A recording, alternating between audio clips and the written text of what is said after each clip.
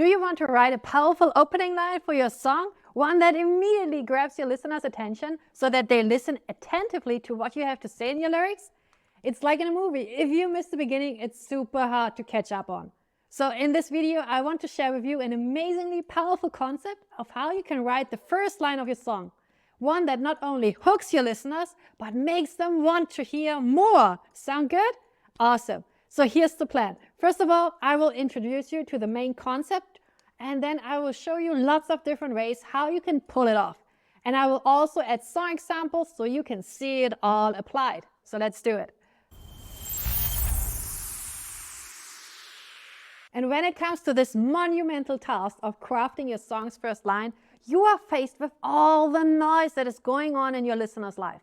And it's the job of your song's first line to break through to those people and get their attention. Nowadays, there are so many distractions surrounding us, and added to that, people are constantly on their phone, always searching for the next shiny thing that can distract them or comes closer to the thing that they feel like they are looking for. And if the beginning of a song isn't captivating enough, they just skip to the next one. After all, there are so many, billions of songs at their disposal with just a swipe of the phone. And time is a precious resource. So people are not willing anymore to listen to an entire song and then make a decision if they liked it or not. People make that decision rather quickly. Just as studies have shown, the skip rate is 25% of skipping to the next song in the first 5 seconds. 5, right? In the first 5, this is so incredible. And it goes up to a whooping 49% before the song finishes. So that is huge. What is available to us at present times is so much more that we can actually take in, and it will only get more. So we are more selective with the things we spend our time on. The songs we listen to, right? And the songs that we will actually pay attention to, the songs that we will listen to again and put on repeat. And my goal with this channel and with everything that I do is to help you craft lyrics that hook your audience and keep them engaged so that people will listen to your song all the way through to the end. And personally, I feel the best way to achieve this is by telling stories in songs. Paying attention to stories is something that will not change. It's what makes us human. So why not leverage it for our songs and use it in our songwriting? And by the way, hey, I'm Melanie Naumann. I'm a story editor and a StoryGrid certified editor since 2019. And to help you with crafting your song's first line, I have probably gone through over 1,000 of first lines of songs, and I put them into 9 different categories. I have also written a book about it called A Song's First Line that shows all of those 9 powerful ways how you can start your song lyrics. The book comes with over 250 opening line examples, and it is available on Amazon. And in this video, I will talk with you about the first of those 9 categories because it's the most powerful one. One that will definitely help you break through the noise and catch your audience's attention. Maybe you've heard of this book, The Craft of Lyric Writing by the wonderful Sheila Davis. She says, your lyrics must quickly do 2 things. Make contact with your listener and then make them want to hear more.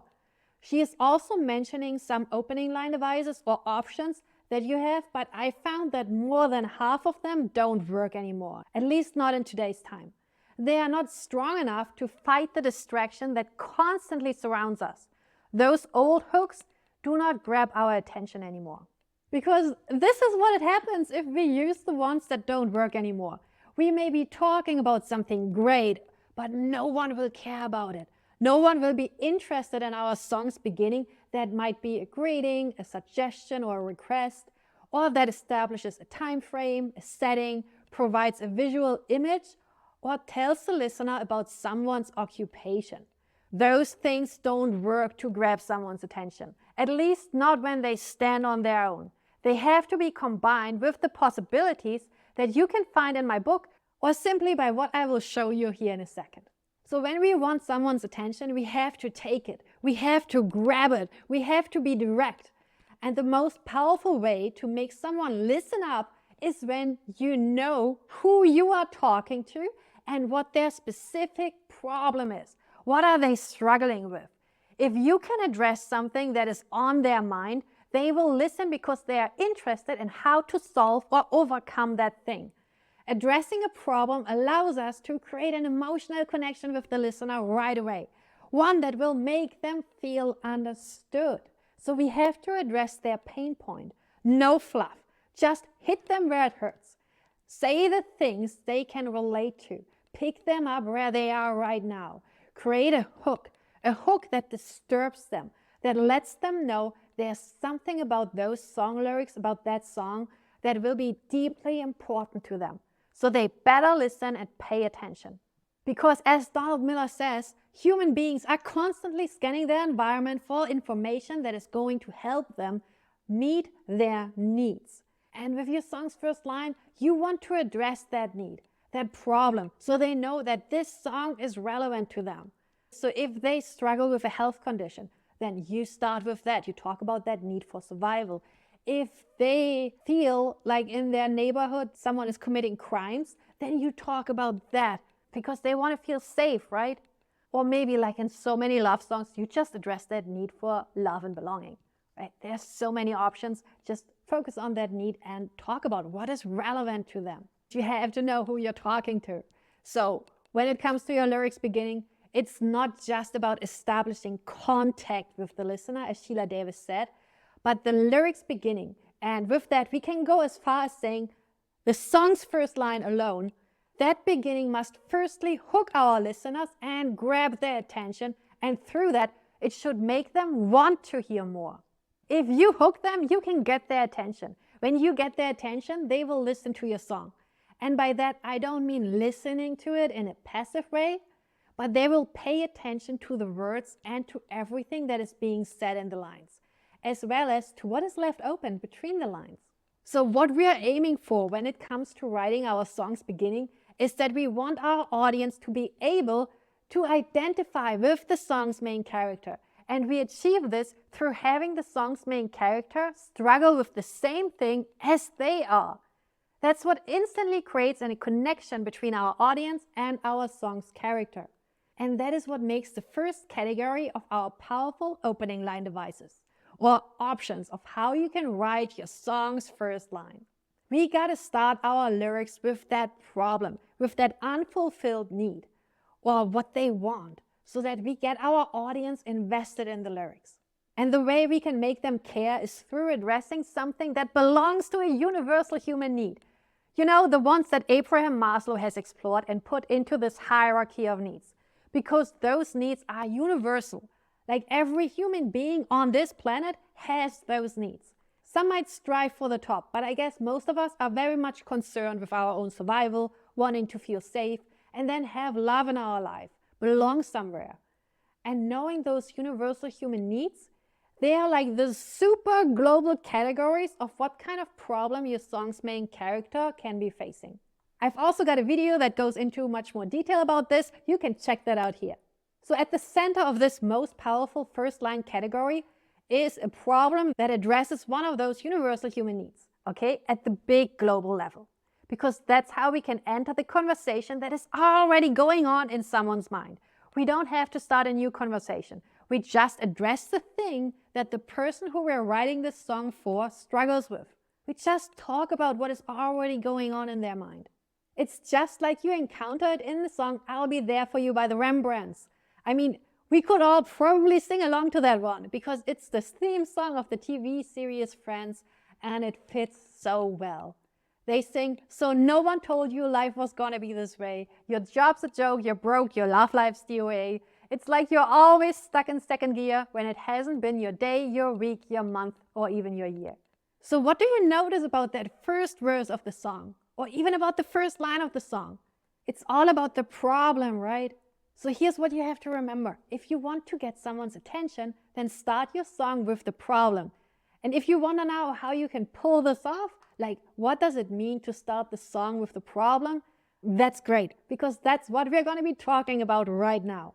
So the first option to craft an attention-grabbing opening line is you start your song with a powerful problem. In general, what you can keep in mind is that simply addressing something that is wrong concerning the character's situation or their internal state is an almost fail-safe way to use this tool. And there are multiple ways how you can actually do this. And I will walk you through them one by one now.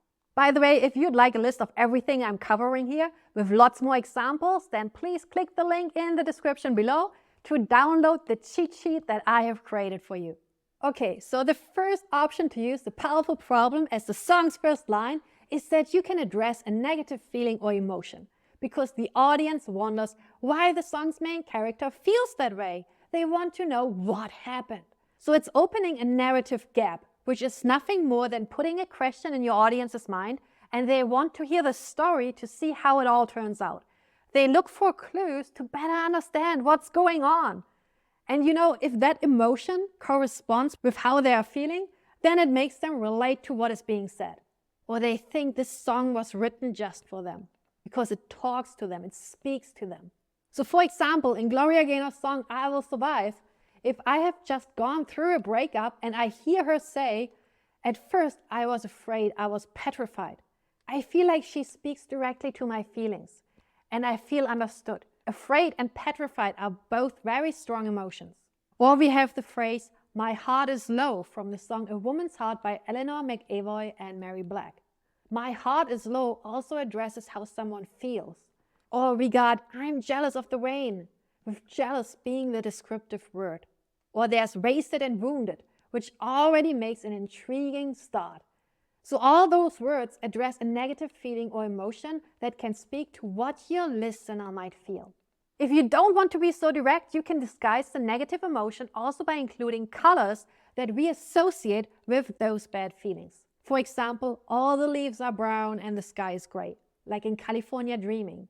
Or we have blue moon, you saw me standing alone. Or I see a red door and I want it painted black. So you can include colors that represent negative emotions.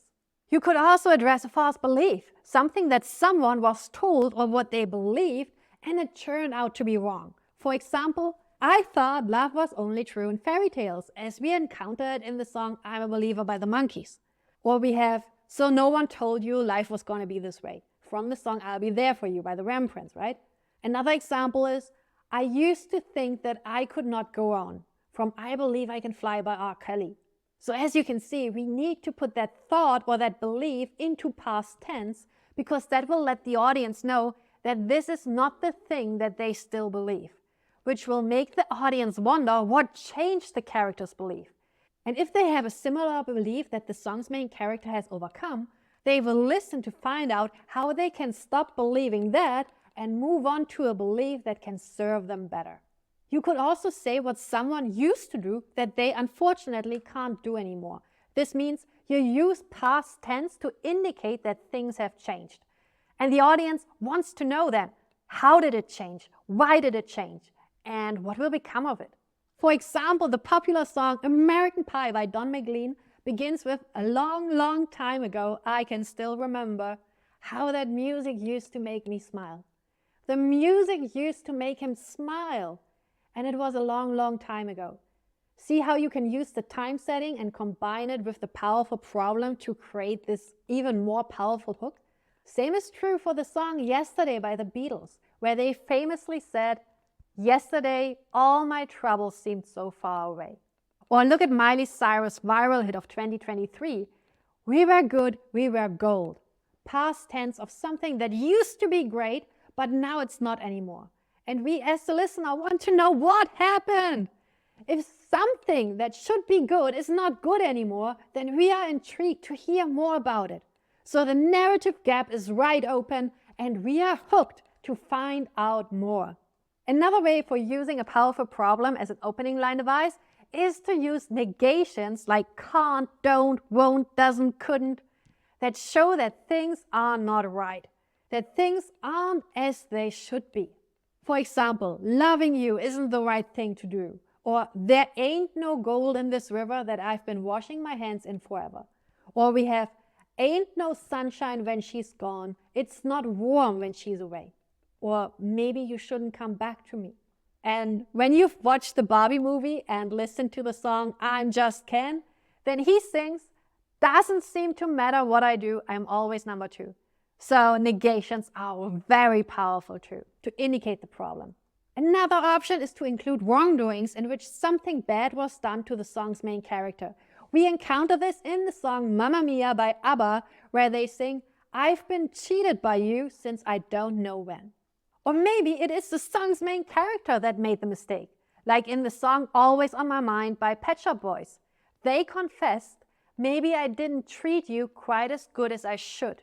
And with that, you can already see how you can mix and match all those different possibilities, just puzzle together your own song's beginning. You can use everything we cover here and just put it together into one. And another very powerful way to establish a powerful problem in your song's first line is to use signal words or phrases. Those words or phrases signal to the audience that something is wrong. Those are words like death, shadow, darkness, and hurt, pain, trouble, lonely, lost, empty, would have, but if only, like words that have a negative association. This can also be phrases like beyond repair, bitter end, broken dreams, burned bridges, dead end of the line, fall from grace, fatal mistake. And in the cheat sheet, I've included some more examples. So if you want to download it, you can find the link below in the description. For instance, we have the line, "Another turning point, a fork stuck in the road" from Green Day's song Good Riddance. Or "Shadows fill an empty heart as love is fading" from the song What About Now by Daughtry. Or we have "Strumming my pain with his fingers." Or "For all the times that you rain on my parade." Added to that, and the last one I want to mention about the powerful problem, is that you can also use the setting to hint at a problem. Like you have to place your song's main character in an unfortunate location. Just like in the song by Pink where she sings, "I'm lying here on the floor where you left me." Or you say it like in the song Scattered by Green Day with, "Well, I've got some scattered pictures lying on my bedroom floor." Alright, those were some ways how you can use the powerful problem as an attention-grabbing opening line device. Now let me know in the comments what's your favorite first line from a song. Thank you, and I see you in the next video. And don't forget to get your checklist. You find it in the description below.